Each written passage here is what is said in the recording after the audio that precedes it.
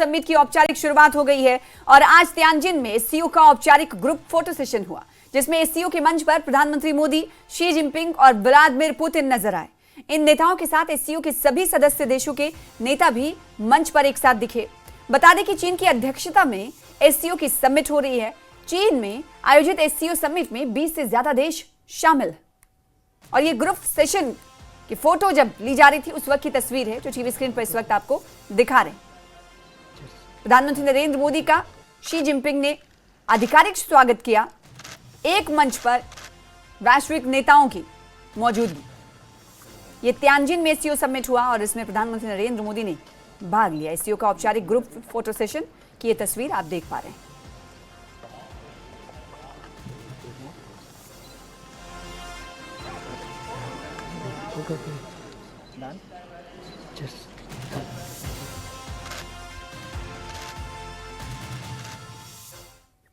वहीं आज सुबह प्रधानमंत्री मोदी और चीन के राष्ट्रपति शी जिनपिंग के बीच चीन के तियानजिन में बैठक हुई। दोनों नेताओं के बीच ये द्विपक्षीय बैठक, बाइलेटरल बैठक तकरीबन 1 घंटे तक चली।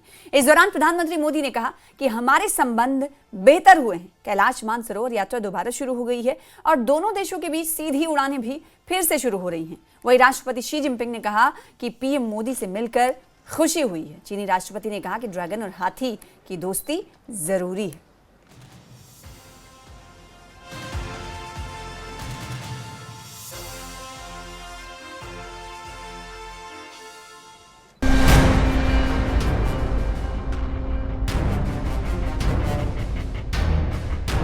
तियानजिन से बदलते वर्ल्ड ऑर्डर की बड़ी तस्वीर पूरी दुनिया ने देखी, जहां 7 साल बाद प्रधानमंत्री नरेंद्र मोदी चीन की धरती पर पहुंचे। शानदार स्वागत के बाद जब मुलाकात शुरू हुई तो फिर रिश्तों में नई गर्माहट साफ झलकी। प्रधानमंत्री नरेंद्र मोदी और चीनी राष्ट्रपति शी जिनपिंग का 2 तरफा बातचीत की मेज पर यूं साथ बैठना महज 1 घंटे की मीटिंग तक ही नहीं सिमटा हुआ है, बल्कि आने वाले वक्त में दुनिया किस तरफ घूमने वाली है इसका खाका भी तैयार होता दिखा है।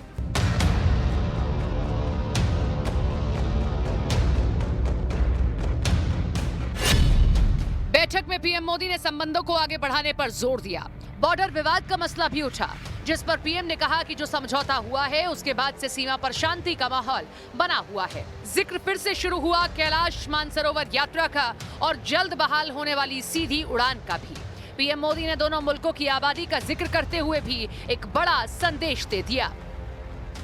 पिछले वर्ष कयान में हमारी बहुत ही सार्थक चर्चा हुई थी। हमारे संबंधों को एक सकारात्मक दिशा मिली। सीमा पर डिसएंगेजमेंट के बाद शांति और स्थिरता का माहौल बना हुआ है। दोनों मुल्कों के आपसी ताल्लुकात से कहीं ज्यादा ये मुलाकात मौजूदा दौर की उन हलचल के लिहाज से बेहद अहम है जो ट्रंप की खींची टैरिफ की दीवार ने पैदा की है। इसीलिए जब शी जिनपिंग बोले तो उन्होंने भी कह डाला कि बैठक ऐसे दौर में हो रही है जब अंतर्राष्ट्रीय स्तर पर हालात अस्थिर हैं और दुनिया बदलाव के दौर से गुजर रही है। तब ड्रैगन यानी चीन और हाथी यानी भारत का एक साथ आना बहुत जरूरी है। इतिहास गवाह है कि भारत और चीन के दरमियान रिश्ते कभी भी एक जैसे नहीं रहे।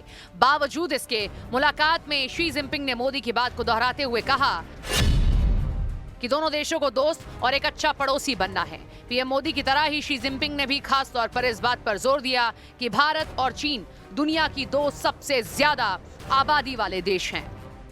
पिछली मुलाकात हुई थी कजान रशिया में ब्रिक समिट की साइडलाइंस पे और तब जैसा कि प्रेस में और डिप्लोमैट्स कहते हैं एक थॉ हुआ था, बर्फ पिघलने की जो प्रक्रिया है वो शुरू हुई थी। अब बात की जा रही है रीसेट की, कॉशियस रीसेट, क्योंकि चीन के साथ जो हमारी हिस्ट्री है वो it's full of twist and turns, तो पूरी तरह से भरोसा नहीं किया जा सकता। पर जिस तरह की पृष्ठभूमि है ग्लोबली, जिस तरह की सिचुएशन इस वक्त है, उसमें चीन के साथ भारत का काम करना आवश्यक है।